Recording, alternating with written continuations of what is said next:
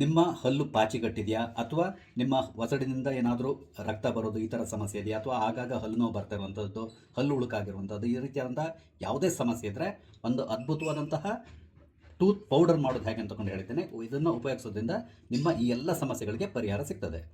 ನಮಸ್ಕಾರ ಎಲ್ರಿಗೂ, ಅಮ್ಮಿಸ್ ಲೈಫ್ ಸ್ಟೈಲ್ಗೆ ಸ್ವಾಗತ. ನಿಮ್ಮ ಹಲ್ಲು ಒಂದು ರೀತಿ ಪಾಚಿ ಕಟ್ಟಿರುವಂತಹದ್ದು ಅಥವಾ ಪದೇ ಪದೇ ನಿಮಗೆ ಹಲ್ಲು ನೋವು ಬರ್ತಾ ಇರುವಂಥದ್ದು, ಹಾಗೆಯೇ ಹಲ್ಲು ಹುಳುಕಿದ್ದು ಅದರಿಂದಾಗಿ ಆಗಾಗ ಪೇಯ್ನ್ ಬರ್ತಾ ಇರುವಂತಹದ್ದು, ಈ ರೀತಿಯಾದಂಥ ಎಲ್ಲ ಸಮಸ್ಯೆಗಳಿಗೆ ಒಂದು ಅದ್ಭುತವಾದಂತಹ ಮನೆಮದ್ದನ್ನು ನಾನು ಇವತ್ತಿನ ವಿಡಿಯೋದಲ್ಲಿ ಹೇಳಿದ್ದೇನೆ. ತುಂಬ ಉಪಯುಕ್ತವಾಗಿರುವಂತಹ ವಿಡಿಯೋ ಇದು. ನಿಮಗೆ ಈ ಮನೆಮದ್ದು ಮಾಡ್ಕೊಳ್ಳಿಕ್ಕೆ ನಮ್ಗೆ ಬೇಕಿರೋದು ಕೇವಲ ಎರಡೆರಡು ಇಂಗ್ರೀಡಿಯೆಂಟು. ಒಂದು ಸೈಂಧವ ಲವಣ. ಸೈಂಧವ ಲವಣ ಅಂತ ಹೇಳಿದ್ರೆ ಹಿಮಾಲಯನ್ ಸಾಲ್ಟ್ ಅಂತ ಕೂಡ ಹೇಳ್ತಾರೆ. ಇದು ಸಾಮಾನ್ಯವಾಗಿ ನಿಮಗೆ ಎಲ್ಲ ಅಂಗಡಿಗಳಲ್ಲಿ ಸಿಗ್ತದೆ ಅಥವಾ ಮೆಡಿಕಲ್ ಶಾಪ್ಗಳಲ್ಲಿ ಕೂಡ ಸಿಗ್ತದೆ. ಇದು ಕಂದು ಬಣ್ಣದಲ್ಲಿರ್ತದೆ. ನಿಮಗೆ ನೋಡಿದ ತಕ್ಷಣ ಗೊತ್ತಾಗ್ತದೆ, ಅದು ಕಲರ್ ನೋಡಿದಾಗ. ಇದು ಕೂಡ ಉಪ್ಪೆ, ಬಟ್ ಬೇರೆ ರೀತಿಯಾದಂತಹ ಉಪ್ಪು. ತುಂಬ ಆರೋಗ್ಯಕ್ಕೆ ಒಳ್ಳೆಯದು ಈ ಉಪ್ಪು. ನೀವು ರೆಗ್ಯುಲರ್ ಆಗಿ ಬೇಕಿದ್ರೂ ಈ ಉಪ್ಪನ್ನು ನೀವು ಉಪಯೋಗಿಸ್ಬೋದು. ಸ್ವಲ್ಪ ಕಾಸ್ಟ್ಲಿ ಅಷ್ಟೇ. ಅದಾದಮೇಲೆ ನಮ್ಗೆ ಬೇಕಿರುವಂಥ ಇನ್ನೊಂದು ಇಂಗ್ರೀಡಿಯೆಂಟ್ ಆಲಮ್ ಅಂತೇಳಿ ಹೇಳ್ತಾರೆ. ಹಾಗೆಯೇ ಇದಕ್ಕೆ ಫಿಟ್ಕರಿ ಅಂತ ಕೂಡ ಹೇಳ್ತಾರೆ. ಇದನ್ನು ನಿಮಗೆ ಓಪನ್ ಮಾಡಿ ತೋರಿಸ್ತೇನೆ. ನೋಡಿದಾಗ ನಿಮ್ಗೆ ಗೊತ್ತಾಗ್ತದೆ ಇದು ಏನು ಅಂತ ಹೇಳ್ಕೊಂಡು. ನೋಡಿ, ಈ ಫಿಟ್ಕರಿ ಅಥವಾ ಆಲಮ್ ಏನಿದೆ, ಇದು ಸಾಮಾನ್ಯವಾಗಿ ನಿಮಗೆ ಮೆಡಿಕಲ್ ಶಾಪ್ಗಳಲ್ಲಿ ಸಿಗ್ತದೆ. ಹಾಗೆಯೇ ಇದನ್ನು ನೀವು ನೋಡಿರ್ತೀರ. ಮೊದಲು ಶೇವಿಂಗ್ ಮಾಡಿದ ನಂತರ ಸಾಮಾನ್ಯವಾಗಿ ಸೆಲೂನ್ಗಳಲ್ಲಿ ಇದನ್ನು ಉಪಯೋಗಿಸ್ಕೊಂಡು ನಮ್ಮ ಮುಖದನ್ನ ಶೇವಿಂಗ್ ಆದಮೇಲೆ ಆಫ್ಟರ್ ಶೇವ್ ಥರ ಇದನ್ನು ಮುಖಕ್ಕೆ ಒರೆಸಿ ಬಿಡ್ತಾಯಿದ್ರು. ಆದರೆ ಈಗ ನಾವು ಆಫ್ಟರ್ ಶೇವನ್ನು ಯೂಸ್ ಮಾಡ್ತಾಯಿದ್ದೇವೆ. ಹಾಗಾಗಿ ಸಾಮಾನ್ಯವಾಗಿ ಈ ಸೆಲೂನ್ಗಳಲ್ಲಿ ಇದು ಕಾಣಲಿಕ್ಕೆ ಸಿಗೋಲ್ಲ. ಬಟ್ ಎಲ್ಲ ಮೆಡಿಕಲ್ ಶಾಪ್ಗಳಲ್ಲೂ ಕೂಡ ಇದು ಸಿಗ್ತದೆ. ಫಿಟ್ಕರಿ ಅಂತೇಳಿ ಹೇಳಿ ನಿಮ್ಗೆ ಸಿಗ್ತದೆ. ಹಾಗೆಯೇ ಇದರ ಈ ಪ್ರಾಡಕ್ಟನ್ನು ನಾನು ಟ್ಯಾಗ್ ಮಾಡಿರ್ತೇನೆ, ನಿಮ್ಗೆ ಆನ್ಲೈನಲ್ಲಿ ಕೂಡ ಸಿಗ್ಬೋದು. ಹಾಗೆಯೇ ಹಿಮಾಲಯನ್ ಸಾಲ್ಟ್ ಕೂಡ ಅಷ್ಟೇ, ನಾನು ಟ್ಯಾಗ್ ಮಾಡಿರ್ತೇನೆ. ನೀವು ಬೇಕಿದ್ರೆ ಆನ್ಲೈನಲ್ಲಿ ತರಿಸ್ಕೊಳ್ಬೋದು. ನಾನು ಈ ಫಿಟ್ಕರಿಯ ಒಂದು ಪೀಸನ್ನು ತೊಗೊಂಡಿದ್ದೇನೆ. ಎಷ್ಟು ಚಿಕ್ಕ ಪೀಸ್ ಸಾಕಾಗ್ತದೆ ನಮಗೆ. ನಂತರ ಇದನ್ನು ನಾವು ಚೆನ್ನಾಗಿ ಗುದ್ದಿ ಪುಡಿ ಮಾಡ್ಕೋಬೇಕು. ಹಾಗಾಗಿ ನಾನು ಕುಟ್ಟಣಿಗೆ ಹಾಕ್ಕೊಂಡು ಇದನ್ನು ಪುಡಿ ಮಾಡ್ಕೊಳ್ತಾ ಇದ್ದೇನೆ. ಇದನ್ನು ನಾವು ತುಂಬ ಚೆನ್ನಾಗಿ ಕುಟ್ಟಿ ಪುಡಿ ಮಾಡ್ಕೋಬೇಕು. ಅಂದರೆ ನೈಸ್ ಆಗಬೇಕು. ನಮ್ಮ ಇದಿರ್ತದಲ್ಲ, ಟೂತ್ ಪೌಡರ್ಗಳಿರ್ತದಲ್ಲ, ಅಷ್ಟು ನೈಸ್ ಆಗಬೇಕು ಇದು. ನೋಡಿ, ನಾನು ತುಂಬ ಕ್ಲೀನಾಗಿ ನೈಸಾಗಿ ಪೌಡ್ರ್ ಮಾಡ್ಕೊಂಡಿದ್ದೇನೆ. ಈಗ ಒಂದು ತವವನ್ನು ನೀವು ಸ್ಟವ್ನಲ್ಲಿಟ್ಟು ಲೋ ಫ್ಲೇಮ್ನಲ್ಲಿ ಬಿಸಿ ಮಾಡಿಕೊಳ್ಳಿ. ನಂತರ ಈ ಪೌಡ್ರನ್ನ ನಾವು ಇದ್ರ ಮೇಲೆ ಹಾಕ್ಕೊಳ್ಬೇಕು. ತವದ ಮೇಲೆ ಈ ರೀತಿಯಾಗಿ ಸ್ವಲ್ಪ ಸ್ಪ್ರೆಡ್ ಮಾಡ್ಕೊಳ್ಬೇಕು. ನೋಡಿ, ಈ ರೀತಿಯಾಗಿ ಸ್ಪ್ರೆಡ್ ಮಾಡ್ಕೊಳ್ಳಿ ಇದನ್ನು. ಹಾಗೆ ಅದು ಮೆಲ್ಟ್ ಆಗ್ತಾ ಹೋಗುತ್ತೆ. ಫಿಟ್ಕರಿ ಏನಿದೆ ಈ ರೀತಿಯಾಗಿ ಸಂಪೂರ್ಣವಾಗಿ ಮೆಲ್ಟ್ ಆಗಿ ಈ ರೀತಿಯಾಗಿ ಬಬಲ್ಸ್ ಬರ್ತದೆ. ಅದಾದ ಮೇಲೆ ಅದು ಡ್ರೈ ಆಗಲಿ ಶುರುವಾಗ್ತದೆ. ಅಲ್ಲಿವರೆಗೂ ಕೂಡ ನಾವು ಇದನ್ನು ಬಿಸಿ ಮಾಡ್ತಾನೆ ಇರಬೇಕು. ಈ ರೀತಿ ಮಾಡೋದು ಯಾಕೆ ಅಂತ ಹೇಳಿದ್ರೆ, ಈ ಫಿಟ್ಕರಿ ಇದೆಯಲ್ಲ, ಅದು ಸಂಪೂರ್ಣವಾಗಿ ಪ್ಯೂರಿಫೈ ಆಗಲಿಕ್ಕೆ. ಇದು ಸಂಪೂರ್ಣವಾಗಿ ಈಗ ಮೆಲ್ಟ್ ಆಗಿ ಡ್ರೈ ಆಗಲಿ ಪ್ರಾರಂಭ ಆಗಿದೆ. ಈಗ ನಾವು ಇದು ಸ್ಟವ್ನ ಬಂದ್ ಮಾಡಿ ಒಂದು ಸ್ವಲ್ಪ ಹೊತ್ತು ಬಿಟ್ಟು ಬಿಡಬೇಕು. ಯಾಕಂದರೆ ಇದು ಸಂಪೂರ್ಣವಾಗಿ ತಣ್ಣಗಾಗಬೇಕು. ಅಲ್ಲಿವರೆಗೆ ನಾವು ಇದನ್ನ ಬಿಟ್ಬಿಡಬೇಕು. ಇದು ಸಂಪೂರ್ಣವಾಗಿ ತಣ್ಣಗಾಗಿದೆ. ಈಗ ನಾವು ಇದನ್ನು ಈ ರೀತಿಯಾಗಿ ತೆಗೆದು ಬಿಡ್ಬೋದು. ನೋಡಿ, ಇದೀಗ ನಾವು ಎಪ್ಸಿದ್ದೀವಲ್ಲ, ಇದನ್ನು ಪುನಃ ನಾವು ಒಂದು ಕುಟ್ಟಣಿಗೆ ಹಾಕ್ಕೊಂಡು ಪುಡಿ ಮಾಡಬೇಕು. ಪುನಃ ಪೌಡ್ರ್ ಮಾಡ್ಕೋಬೇಕು ಇದನ್ನು.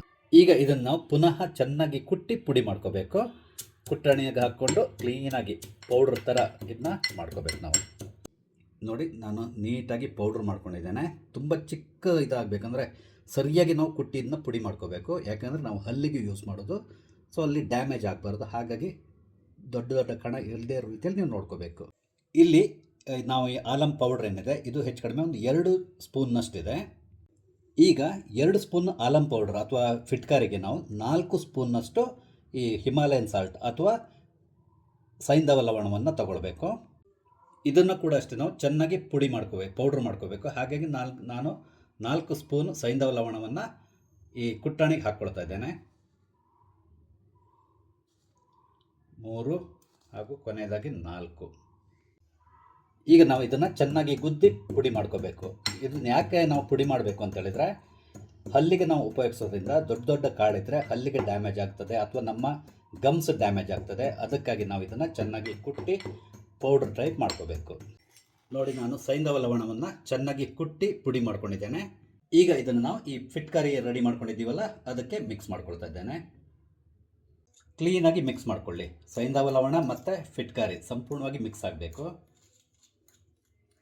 ನೋಡಿ, ಹಲ್ಲಿನ ಪುಡಿ ರೆಡಿಯಾಗಿದೆ. ಅಂದರೆ ಹಲ್ಲು ಉಜ್ಜಲಿಕ್ಕೆ ನಾವು ಒಂದು ಪೌಡ್ರನ್ನ ರೆಡಿ ಮಾಡ್ಕೊಂಡಿದ್ದೇವೆ. ಇದನ್ನು ಈಗ ಹೇಗೆ ಉಪಯೋಗಿಸೋದು ಅಂತ ಹೇಳಿಕೊಂಡು ನಾನು ಹೇಳ್ತೇನೆ. ನೀವು ಟೀ ಸ್ಪೂನ್, ಇದು ಚಿಕ್ಕ ಸ್ಪೂನ್ ನೋಡ್ತಾ ಇದ್ದೀರಲ್ಲ, ಇದರಲ್ಲಿ ಜಸ್ಟ್ ಒಂದು 1/4 ಸ್ಪೂನಷ್ಟು ತೊಗೊಂಡ್ರೆ ಸಾಕಾಗ್ತದೆ. ಇಷ್ಟು ತೊಗೊಂಡ್ರೆ ಸಾಕಾಗ್ತದೆ. ಇದಕ್ಕಿಂತ ಜಾಸ್ತಿ ನಾವು ತೊಗೊಳ್ಲಿಕ್ಕಿಲ್ಲ. ನಂತರ ಇದಕ್ಕೆ ಸ್ವಲ್ಪ ನೀರನ್ನ ನಾವು ಮಿಕ್ಸ್ ಮಾಡ್ಕೋಬೇಕು. ಇದು ನೀರನ್ನ ಮಿಕ್ಸ್ ಮಾಡಿಕೊಂಡು ನೀವು ಕೈ ಬೆರಳಿಂದ ಕೂಡ ಉಜ್ಬೋದು, ಇಲ್ಲ ಅಂತೇಳಿದರೆ ಬ್ರಷಿಂದ ನಿಮ್ಮ ಹಲ್ಲನ್ನು ಚೆನ್ನಾಗಿ ತಿಕ್ಕಬೇಕು ಇದರಲ್ಲಿ. ಈಗ ನಾವು ನಾರ್ಮಲಾಗಿ ಹೇಗೆ ಬ್ರಷ್ ಮಾಡ್ತೀವೋ ಅದೇ ರೀತಿಯಲ್ಲಿ ಬ್ರಷ್ ಮಾಡಬೇಕು. ಬಟ್ ಒಂದು ಕಂಡೀಷನ್ ಏನು ಅಂತೇಳಿದರೆ, ನೀವು 1 ನಿಮಿಷಕ್ಕಿಂತಲೂ ಜಾಸ್ತಿ ಇದನ್ನು ಉಪಯೋಗಿಸಿ ಬ್ರಷ್ ಮಾಡಲಿಕ್ಕೆ ಹೋಗಬಾರ್ದು. ಅಂದರೆ ಬೇಗ ನೀವು ಹಲ್ಲನ್ನು ಇದರಲ್ಲಿ ತಿಕ್ಕಿ ತಕ್ಷಣ ತೊಳೆದು ಬಿಡಬೇಕು. ಈ ರೀತಿ ನೀವು ಮಾಡೋದ್ರಿಂದ ಏನಾಗ್ತದೆ ಅಂತೇಳಿದರೆ, ನಿಮ್ಮ ಹಲ್ಲಿನಲ್ಲಿರುವಂಥ ಯಾವುದಾದ್ರು ಸಮಸ್ಯೆಗಳು, ಈಗ ಕೆಲವ್ರದ್ದು ಹಲ್ಲು ಕಲೆ ಆಗಿರ್ತದೆ, ಈ ಗುಟ್ಕಾ ತಿಂದು ಅಥವಾ ಬೇರೆ ಬೇರೆ ಕಾರಣಗಳಿಂದಾಗಿ ಕಲೆ ಆಗಿರ್ತದೆ, ಅದು ಕೂಡ ಹೋಗಿಬಿಡ್ತದೆ. ಅಂದರೆ ಸ್ಟೈನ್ಸ್ ಏನಿದ್ರು ಕೂಡ ಅದನ್ನ ರಿಮೂವ್ ಮಾಡ್ತದೆ. ನಂತರ ನಿಮ್ಮ ಗಮ್ಸ್ ಅಂದರೆ ಒಸಡು ಏನಿದೆ ಅದರಲ್ಲಿ ಏನಾದರೂ ಬ್ಲಡ್ ಬರ್ತಾ ಇರೋದು, ಈ ಥರ ಸಮಸ್ಯೆ ಇದ್ದರೂ ಕೂಡ ಅದು ಕೂಡ ನಿವಾರಣೆ ಆಗ್ತದೆ. ಹಾಗೆಯೇ ಹಲ್ಲು ಹುಳುಕು ಅಥವಾ ಹಲ್ಲು ನೋವು ಆಗಾಗ ಬರ್ತಾ ಇರ್ತದಲ್ಲ, ಅಂತಹ ಸಮಸ್ಯೆಗಳನ್ನು ಕೂಡ ಇದು ನಿವಾರಣೆ ಮಾಡ್ತದೆ. ಮತ್ತು ನಿಮ್ಮ ಹಲ್ಲು ತುಂಬ ಬೆಳ್ಳಗಾಗಿ ಕೂಡ ಕಾಣಿಸ್ತದೆ. ಇದನ್ನು ನೀವು ಕೇವಲ ವಾರದಲ್ಲಿ 2 ಸಾರಿ ಮಾಡಿದರೂ ಸಾಕು, ಅದಕ್ಕಿಂತಲೂ ಜಾಸ್ತಿ ಮಾಡಬೇಕಾಗಿಲ್ಲ. ಯಾಕೆಂದರೆ ಇದರಲ್ಲಿ ನಾವು ಫಿಟ್ಕರಿ ಮತ್ತು ಸೈಂಧವ ಲವಣ ಉಪಯೋಗಿಸಿರ್ತೀವಲ್ಲ, ಜಾಸ್ತಿ ನೀವೇನಾದರೂ ಮಾಡಿದರೆ ಏನಾಗ್ತದೆ ಅಂತ ಹೇಳಿದ್ರೆ, ನಮ್ಮ ಹಲ್ಲಿನ ಮೇಲ್ಗಡೆ ಒಂದು ಲೇಯರ್ ಇರ್ತದೆ, ಎನಾಮಲ್ ಇರ್ತದೆ. ಆ ಎನಾಮಲ್ ಹಾಳಾಗ್ಬೋದು. ಒಂದು ವೇಳೆ ಆ ರೀತಿ ಆದರೆ ನಿಮ್ಮ ಹಲ್ಲು ತುಂಬ ಸೆನ್ಸಿಟಿವ್ ಆಗಲಿ ಪ್ರಾರಂಭ ಆಗ್ತದೆ.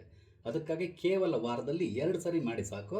ನಿಮ್ಮ ಹಲ್ಲು ತುಂಬ ಸ್ಟ್ರಾಂಗಾಗಿ ಯಾವುದೇ ರೀತಿಯಾದಂಥ ಸಮಸ್ಯೆ ಇದ್ದರೆ ಅದನ್ನು ನಿವಾರಣೆ ಆಗೋ ರೀತಿಯಲ್ಲಿ ಇದು ನೋಡ್ಕೊಳ್ತದೆ.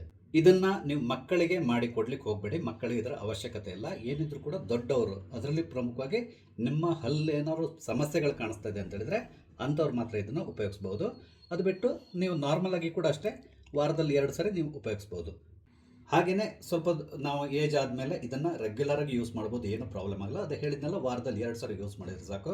ನಿಮ್ಮ ಹಲ್ಲು ಬೆಳ್ಳಗಾಗಿರ್ತದೆ. ಹಾಗೆಯೇ ಬೇರೆ ಏನಾದರೂ ಸಮಸ್ಯೆ ಇದ್ದರೆ ಅದನ್ನು ನಿವಾರಣೆ ಮಾಡ್ತದೆ ಇದು. ನೋಡಿ, ನೀವು ಈ ರೀತಿ ರೆಡಿ ಮಾಡಿ ಇದನ್ನು ನೀವು ಯಾವುದಾದ್ರು ಒಂದು ಡಬ್ಬದಲ್ಲಿ ಹಾಕಿ ಸ್ಟೋರ್ ಮಾಡಿ ಇಡ್ಬೋದು. ಏನೂ ಹಾಳಾಗಲ್ಲ. ಒಮ್ಮೆ ನೀವು ಖಾಲಿ ಆದಮೇಲೆ ಪುನಃ ಇನ್ನೊಮ್ಮೆ ಮಾಡಿಕೊಡಿ. ನಿಮಗೆ ನನ್ನ ಈ ವಿಡಿಯೋ ಇಷ್ಟ ಆಗಿದ್ದಲ್ಲಿ ದಯವಿಟ್ಟು ಲೈಕ್ ಮಾಡಿ, ಶೇರ್ ಮಾಡಿ. ಹಾಗೆ ಇಲ್ಲಿವರೆಗೆ ನೀವು ನನ್ನ ಚಾನಲ್ ಸಬ್ಸ್ಕ್ರೈಬ್ ಮಾಡಿಲ್ಲ ಅಂದರೆ ದಯವಿಟ್ಟು ಸಬ್ಸ್ಕ್ರೈಬ್ ಮಾಡಿ. ನಾನು ಹಾಕುವಂಥ ಎಲ್ಲ ವಿಡಿಯೋಗಳನ್ನ ನೋಡಿ ನನಗೆ ಸಪೋರ್ಟ್ ಮಾಡಿ.